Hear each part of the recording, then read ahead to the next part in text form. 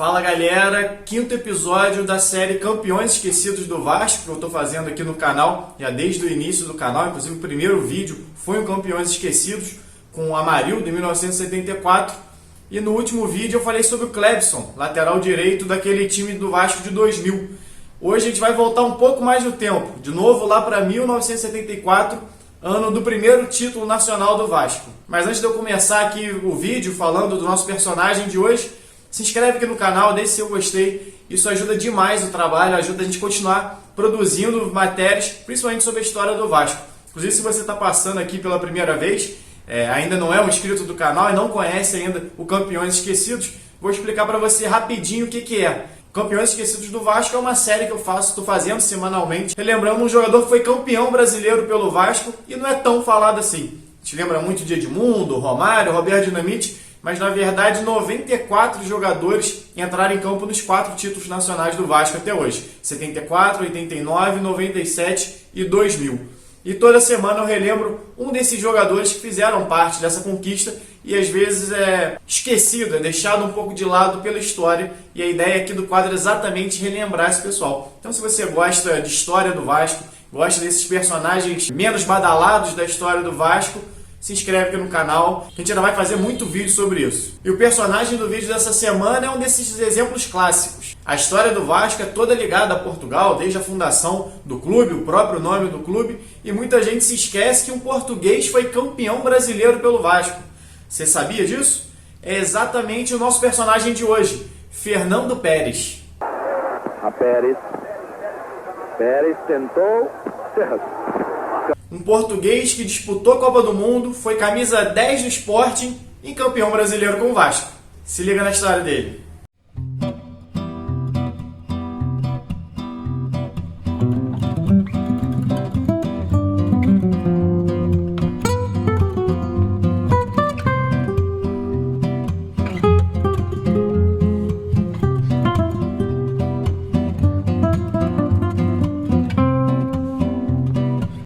Revelado nas divisões de base do Belenenses, no início dos anos 60, Peres já se destacava desde muito jovem. Com apenas 19 anos de idade, se sagrou campeão europeu de juniores atuando pela seleção portuguesa. Um feito inédito até então para o futebol do seu país. Só voltaria a levantar a taça de campeão novamente na competição em 1994. Dono de uma perna esquerda talentosa, não demorou muito para Peres trocar o modesto Belenenses pelo imponente Sporting de Lisboa. Aos 23 anos, já assumia a camisa 10 dos Leões, levado ao clube pelo técnico brasileiro Otto Glória, ex-treinador do Vasco, e auxiliar técnico de Flávio Costa no Expresso da Vitória, que ficou marcado no fim dos anos 40. Otto havia conhecido Peres ainda na base do Belenenses, em 1961, quando foi treinador da equipe, e o levou para o Sporting na temporada 65-66. Este seria o primeiro contato, ainda que não direto, entre Peres e São Januário. Em seu primeiro ano no Sporting, Peres marcou 13 gols em 39 partidas, inclusive o da vitória por 2-1 sobre o Varzim, na última rodada, que garantiu o título português ao clube, deixando o Benfica de Eusébio na segunda posição.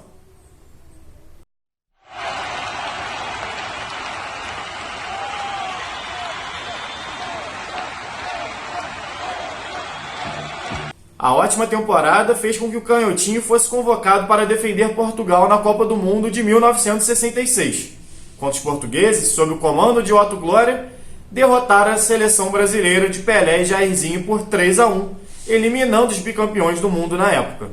Apesar do prestígio com o treinador, Peres, porém, não entraria em campo em nenhuma partida da Copa do Mundo daquele ano, passando em branco na sua única disputa de Mundial na carreira. O meia permaneceu no Sporting até 1972, conquistando mais um campeonato português e 2 taças de Portugal. Em 200 jogos pelo clube, Fernando Peres marcou 69 gols, se tornando uma das referências do time do Sporting nos anos 60. Mas esses 8 anos de Peres no Sporting não terminaram bem não. Conhecido pelo seu temperamento forte, o meia acabou se desentendendo com a diretoria após defender um técnico que havia acabado de ser mandado embora e ele acabou ficando encostado no Sporting durante um ano. Na época a gente tinha ainda a lei do passe, a gente chamava de lei do passe, aqui em Portugal tinha um outro nome. Mesmo o jogador não tendo renovado o contrato com o Sporting, ele tinha o passe preso ao clube e só podia ser negociado se o clube tivesse interesse na negociação. E como uma espécie de castigo para essa desavença com a diretoria, Pérez ficou um ano sem jogar futebol. Só que nesse um ano, curiosamente, ele se tornou treinador. Encostado no Sporting, ele assumiu o Peniche da 2ª divisão portuguesa, isso com 29 anos de idade apenas. Não chegou a se aposentar do futebol. Ele deu na verdade, o Sporting obrigou ele a dar uma pausa na carreira e, ao invés de ficar parado, ele assumiu um clube e ficou durante um ano como treinador, até que definiu seu futuro. E seu futuro foi exatamente definido no Vasco. O português chegou ao Vasco em março de 1974, envolvido na negociação que levou De Aranha para o Sporting. Sem jogar há um ano, Pérez precisou de 2 meses para recuperar a forma física. Desde os treinamentos, porém, já chamava a atenção, criando grande expectativa em sua estreia. E ela aconteceu no dia 15 de maio contra o Tiradentes, do Piauí. E não poderia ser de forma melhor. Atuando ao lado de Roberto Dinamite, Galdino e Luiz Carlos, Pérez precisou de apenas 12 minutos para marcar o seu primeiro gol com a camisa vascaína, num jogo válido pela 13ª rodada do Campeonato Brasileiro daquele ano. A grande atuação na estreia, fazendo o gol único do jogo, fez com que Pérez assumisse a condição de titular da equipe do técnico Mário Travaglini, iniciando os jogos seguintes contra o Sampaio Corrêa, América, Avaí e Grêmio. O longo período parado, no entanto, cobraria seu preço. Lesionado, ficou de fora de 4 partidas, retornando ao time na 22ª rodada, quando o Vasco venceu o Atlético Mineiro por 2-0 com gols de Jailson e Dinamite. Pérez jogaria também contra o Corinthians, Vitória e o Santos, em seu reencontro com o Pelé após a Copa de 66.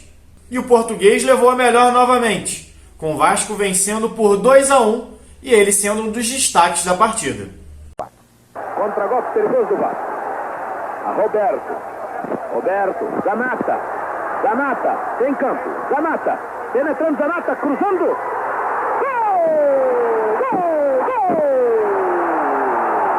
Gol do Vasco! Gol do Vasco da Gama!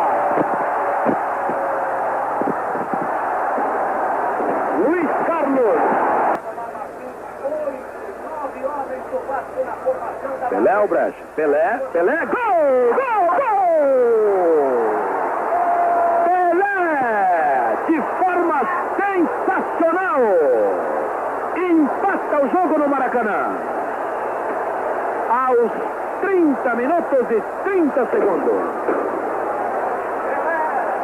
Uma bomba de Pelé. Essa camisa 10 mais famosa do mundo.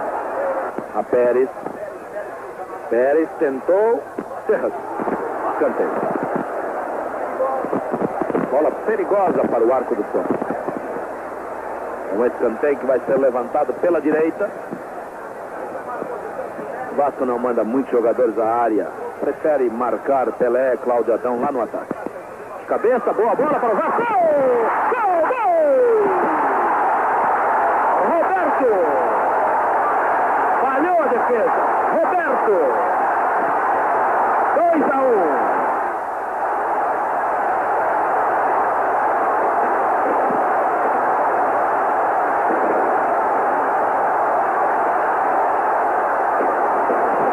Sua última atuação pelo Vasco naquele brasileiro seria contra o Cruzeiro, mas não na grande decisão que definiu o título. 2 jogos antes do duelo final, Pérez foi a campo no Mineirão, no empate em 1-1 entre as equipes. Com dores, acabou deixando o gramado para a entrada de Ademir, que terminaria o campeonato como titular, inclusive marcando o primeiro gol na final, contra os mineiros, vencido por 2-1 pelo Vasco, com Jorginho Carvoeiro marcando o gol do título.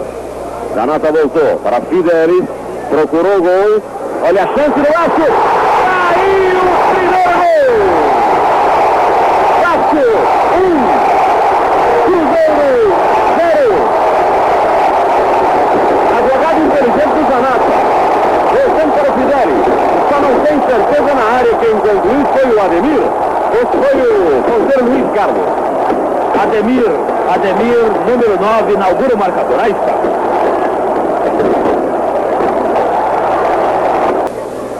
Olha aí, Eduardo. A Nelinho. Gol!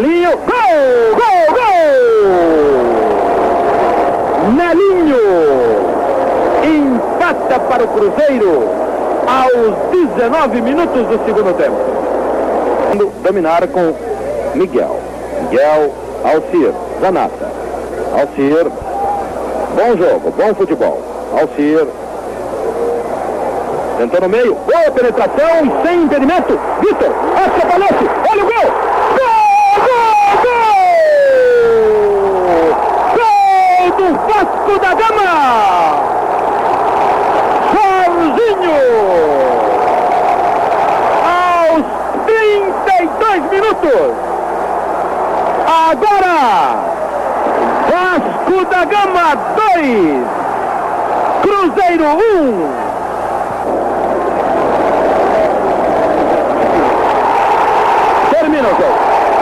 Termina o jogo. Vasco da Gama, campeão brasileiro de futebol. Pérez acabou ficando de fora do time campeão, mas não ficou de fora da história do Vasco. Pérez encerrou sua passagem pelo clube logo após a disputa da Taça Guanabara de 74, tendo disputado 17 jogos e marcado apenas um gol. Com a carreira novamente em alta, retornou a Portugal em 75, dessa vez para defender o Porto. No ano seguinte já estava de volta ao Brasil, jogando pelo Sport, onde conquistou o Campeonato Pernambucano daquele ano. 3 anos depois, em 79, retornou à carreira de técnico, dirigindo o União Leiria de Portugal. Curiosamente, fazia parte daquele elenco o jovem Jorge Jesus, hoje também treinador, e que recentemente foi procurado pelo Vasco para assumir a equipe. Pérez, infelizmente, faleceu em fevereiro de 2019, aos 76 anos de idade. Bom, galera, esse foi mais um Campeões Esquecidos do Vasco, dessa vez relembrando o grande Pérez, campeão em 74 pelo clube e que infelizmente nos deixou agora no início do ano. Fica aqui nossa homenagem também a ele, jogador que muitas vezes ficou esquecido, mas que foi importante nessa campanha do Vasco de 74, titular em grande parte daquela competição, apesar de ter ficado fora da final, mas que deixou sua marca no clube, sendo o primeiro estrangeiro, junto com o Andrada, a conquistar o Campeonato Brasileiro vestindo a camisa vascaína. Espero que vocês tenham gostado, se inscreve aqui no canal e até a próxima.